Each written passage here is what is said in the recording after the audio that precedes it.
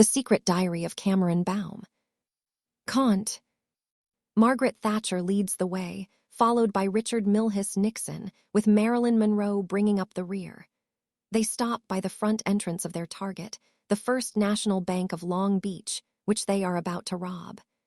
Nixon turns to Marilyn Monroe and says, "No shooting to kill, not even if things go bad. I don't want innocent people dying just because we screwed up." "I understand, Mr. President," Marilyn replies in her breathy little girl's voice. Nixon shakes his head. "Don't do the voice, it's too bizarre." "Are you too ready?" Margaret Thatcher demands. "If we're going to do this, we need to do it now." She's so bossy. No wonder they called her the Iron Lady. "We bought the celebrity masks from a joke shop to use as disguises. They are made of rubber and fit tight to the face. From a distance, they are very realistic. Sarah Connor is Margaret Thatcher. John is Nixon. I am Marilyn Monroe. I chose her myself." Finally, a chance to be a ditzy blonde. At 9 a.m., the doors are unlocked and the bank officially opens for business. We casually enter the bank, just Maggie T., Dick Nixon, and Marilyn the Flake out for a harmless stroll together. Nothing to see here, nothing suspicious. "Heads up, people," John yells. We wave our guns in the air. There are 4 tellers and 3 customers, and this gets everyone's attention. "This is a robbery. Step away from your desks, lie on the floor, and do as we tell you so no one gets hurt." We secure the wrists and ankles of all but one of the tellers with the plastic cuffs, leaving her free to stuff the gym bag Sarah Connor throws at her with money. "Fill it up, high denominations, no singles, no die packs, I'm watching." Everyone seems cowed by our presence. There are no would-be heroes. It must be a shock to be robbed by an ex-British Prime Minister, the 37th President of the USA, and a famous Hollywood sex symbol. Not least because we are all supposed to be dead. Maybe they think we're zombies. Emilia Clarke, the bank manager, appears in the doorway of her office. She looks calm and rather smug. "You tripped the alarm, didn't you?" John accuses her. "You all better leave now while you still can. The police will be here in 6 minutes." "Not today, they won't. Take us to the vault." We follow her to the vault room, where John shoots out the security camera on the wall. We don't want any recorded evidence of what is about to occur. "What's the combination?" he demands. "Combination won't help you. It's on a time lock. No one can open it for another hour." "You want to bet?" He nods at me. I take hold of the handle set in the middle of the huge circular steel door and pull. Something snaps inside the mechanism, and there is the harsh grinding sound of metal against metal. The door swings open. For the first time, Emilia Clarke loses some of her composure. How? We don't bother to reply. Her wrists and ankles are bound like the others. She seems almost too stunned to notice. I smash open the safe deposit boxes at random, filling another gym bag with the contents. This is mostly for show. We already have what we came here for. Emilia Clarke's testimony of how I, a seemingly waif-like girl, managed to crack open a steel vault weighing several hundred tons like it was nothing at all. The police will not believe her. Only one man will. Reuben Creed. "Okay, we're done here. Let's go." Back in the foyer, Sarah Connor is standing over a large man in a uniform who is lying on the floor, hands bound and a trickle of blood running down his face. "The security guard," she explains. "Late because he got stuck in traffic." "I hear that's a bitch today," John quips. "He give you any trouble?" "Nothing I couldn't handle. I won a war with Argentina, remember?" We exit the bank carrying 2 gym bags filled with cash and other valuables. Before leaving, John pauses in the doorway and drawls in his best Nixon impersonation. "I am not a CR Ruuke." This is wrong on so many levels. We walk quickly away from the bank, discarding the masks as we do so. The beach is less than a half-mile away. Traffic is virtually non-existent. Sarah Connor takes point while I carry the gym bags and John covers the rear. We walk fast enough to make good progress, yet not so fast we will attract suspicion. We reach the car park adjacent to the beach and load the gym bags in the back of the Suburban, covering them with a tarp. Another bag is retrieved from the back seat. It contains all the clothing we'll need on the beach. Not very much. When the temperature's in the mid-80s, you don't want to be sat on the sand swaddled in furs. You might get noticed. And heat stroke. We select a spot midway down the beach, spreading towels to sit on. We remove our street clothes. Sarah Connor dons a black swimsuit, John a pair of blue swimming trunks. I've chosen a red bikini for myself. I lie back on the towel and stretch my legs out, clenching and unclenching my toes. John grins. "Check you out," he says, checking me out. "No, check you out. No, check you out." "Will you two stop?" Sarah Connor complains. She's such a buzzkill. "Would you like me to cream you?" What did she say? She means apply sun lotion. Sure, go ahead. I spread sunblock on John's skin. Prolonged exposure to UV rays can turn human flesh lobster red. Not a good look, not even on a lobster.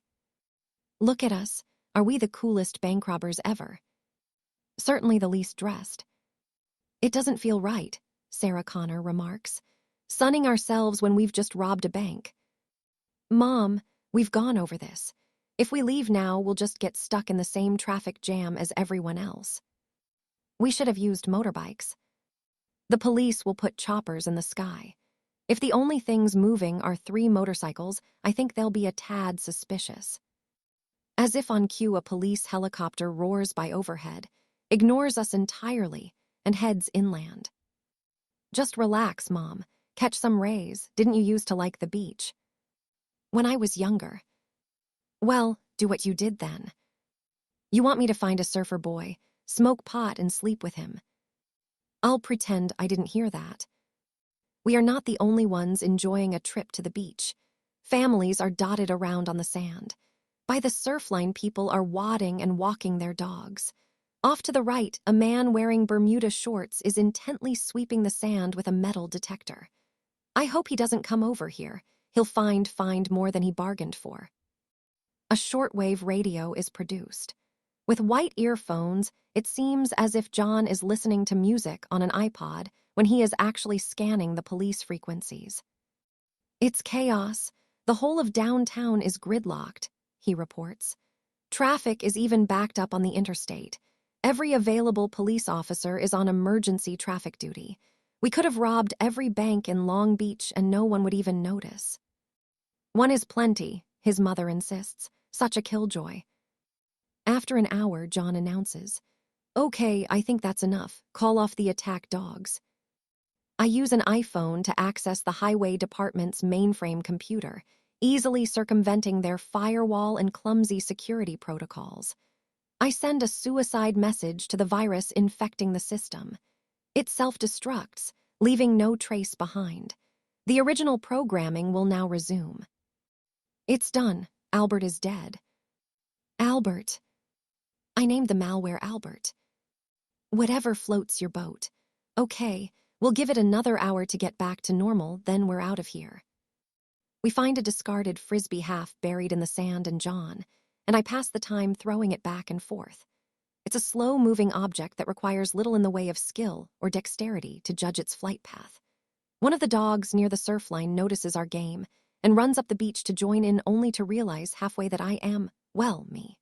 The dog empties its bladder in terror before turning tail and running full pelt in the opposite direction. It is a reminder of how unique Snowy is. The only animal I have ever encountered who not only tolerates my presence, but actively encourages it. I will fix him a big bowl of doggy chow when we get home to show him how much I appreciate this. When the hour is up, we shake the sand off the towels, redon our street clothes, and head back up the beach to the car park. John stops suddenly, and I almost crash into him. "Son of a bitch!" he exclaims. The Suburban is gone, and with it the money and the bulk of our weapons. "It is the police," I ask, bringing my primary combat program online. I begin scanning for targets. The police would hardly take the car and leave us sunbathing. No, I think someone's stolen our ride. Pretty damn ironic if it wasn't such a royal pain in the ass. He takes the iPhone from the bag and activates the lawjacking program. A small, moving white dot is overlaid on a street map of Los Angeles. Heading north with a 10-mile head start. Better find some wheels and fast. Just then, a sleek black Trans AM enters the lot. A young couple get out, obviously intending to spend time at the beach. The woman is already wearing her bikini, and I can't help noticing she fills her top more lavishly than me. I stifle a sudden urge to strangle her to death with her own boobs. Once they are out of sight, John says, "This'll do." I open the driver's door, the puny lock detaining me for the merest nanosecond. I am about to smash open the steering wheel binnacle to hotwire the ignition when John says, "Wait." He searches behind the rear view mirror, the glove box, and under the passenger seat where he finds a hidden set of keys. He's so wise. We reach the interstate and I accelerate up the ramp. "Keep it legal," John advises. "Last thing we need is a firefight with the highway patrol. Especially when we have precisely one handgun and no spare clips," Sarah Connor states from the backseat. Fortunately, the thieves are also being circumspect. They have as much to lose as us from being pulled over by the police for speeding. Gap's 8 miles in closing, still heading north. "Where do you think they're going?" I ask. "Probably a chop shop somewhere." Chop shop. A place where they'll weld on new VIN plates, do a respray and forge fake registration documents before selling it on the black market. Suppose they go beyond Los Angeles, Canada for instance. That's crazy. They won't drive Canada. We should plan for every contingency, I insist. A sigh. Okay. When we get to Canadian border, we'll dump the Trans AM, hijack a passing moose, and track them down old school. He's joking. I think. I've never driven a moose. Do they come with sat-nav? 5 miles. They're slowing, leaving the interstate. Shit. We need to speed up. If they open those gym bags and find the money, it's a whole different ballgame. I floor the gas. The Trans AM responds with a throaty roar and surges forwards. I slalom effortlessly between the other vehicles, my reactions and anticipation far superior to human drivers. Bragging much? Just a little. They've stopped. Looks like Roosevelt Street. He switches to Google Street Maps. Low-end business district. The nearest address is Ramos Motors. They specialize in panel beating. Why do they beat panels? I ask. Because they're naughty. Sarah Connor laughs out loud. John merely smiles. I'll explain later. Even in the bright California sunshine, Roosevelt Street is a dump. Dingy warehouses and dilapidated storefronts, many closed and out of business. Weeds grow through cracks in the sidewalk and in abandoned lots. I park next to a dumpster, 50 yards short of Ramos Motors, a large building made predominantly of rusting sheet metal. There is no sign of the Suburban. I wish we knew how many we're dealing with. Whoever stole it isn't gonna just give it back if we say pretty please. I switch to infrared. I detect 5 separate heat sources. However, the building is large and there may be more that aren't registering. 1 gun and 8 bullets, Sarah Connor states. This could be tricky. I've got an idea. It's pretty wild, John admits. He rummages in the beach bag, removes a towel and stuffs it up my shirt. You're pregnant, he declares. I am. Now listen up. Here's the plan. It's a plan, all right. It's a complete doozy, and I get to be preggo. Sarah Connor, and I step out of the Trans AM. John has already left with the pistol, making his way to the rear of the building to round up anyone in back who might be a threat to us. Wait, you're supposed to pregnant. I am. I point to my shirt bulge. You're walking all wrong. Pregnant women walk more like this. She demonstrates, walking with a slight lean backwards. See, it throws your center of gravity off. I imitate her walk. She nods, satisfied. Good, that's better. Who knew there was so much to getting knocked up? We approach Ramos Motors, pull the metal sliding door open, and step inside. The 5 men I detected with infrared are all present. They're young Latinos. 3 are working on a high-end Merced saloon, which is the process of being repainted. 2 others are in welding gear bent over a late-model BMW.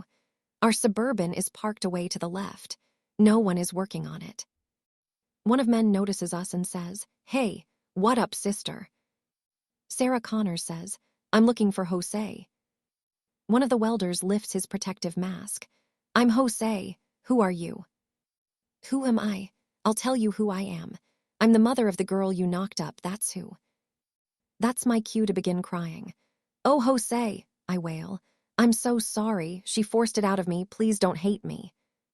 "I knocked who up," Jose says, shaking his head. The other men are grinning, enjoying his plight. "You SOB. That's my daughter you're talking about. I've never seen either of you before in my life." I weep some more. "You told me you loved me, Jose, that we'd be together forever, don't you remember?" What the hell is going on here? I swear I've never seen this girl before in my life. I weep and wail, contort my face with grief. Meryl Streep has nothing on me. A new man emerges from a side office. He's black, not Latino, and older than the others. His head is completely bald. "What's going on out here? Why aren't you jerk-offs workin'?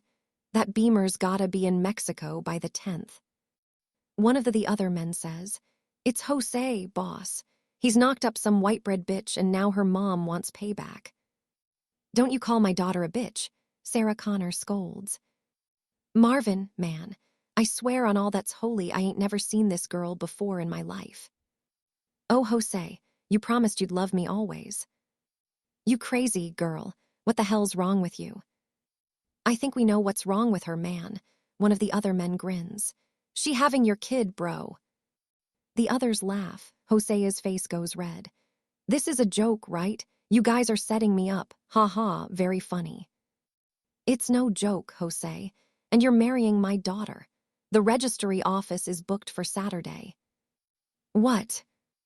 Everyone is engrossed in the spectacle, like it's a soap opera being enacted for their amusement. None of the men are working and fail to spot John as he sneaks past the vehicles until he presses a gun against Marvin's bald head and says, "Not nice, you boys laughing. Everyone on the floor. Now." The men reluctantly comply. We truss them hand and foot with the last of the plastic cuffs. Marvin says menacingly, "If this is a shakedown, kid, you're making a big mistake." "You're the one made the mistake. That Suburban, it's ours. We want it back." "Don't know what you're talking about. This is a legitimate business." "The hell it is. One of your boys stole it from a lot in Long Beach. It's lodged. We followed it all the way here."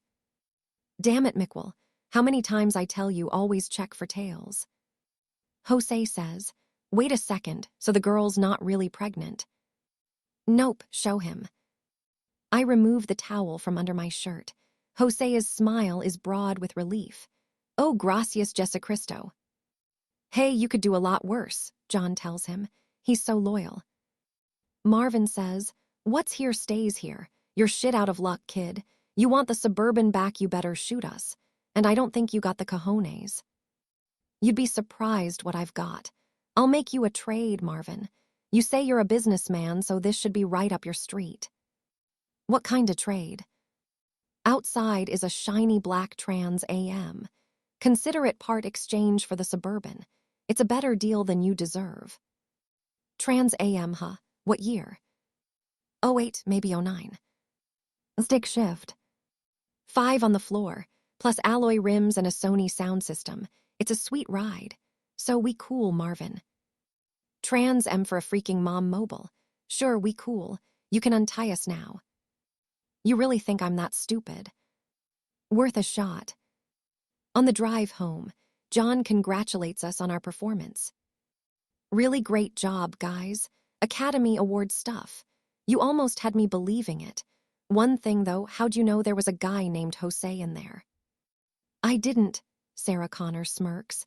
"When I saw they were all Latinos, I took a guess. It's a pretty common name." "Good call."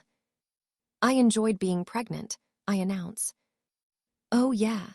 Try saying that when your ankles swell up and you lose control of your bladder. You looked cute with a belly, John grins. What would you name the baby? Metal Abomination, Sarah Connor sneers. Metal Abomination. That's a terrible name for a child. Imagine the teasing at school.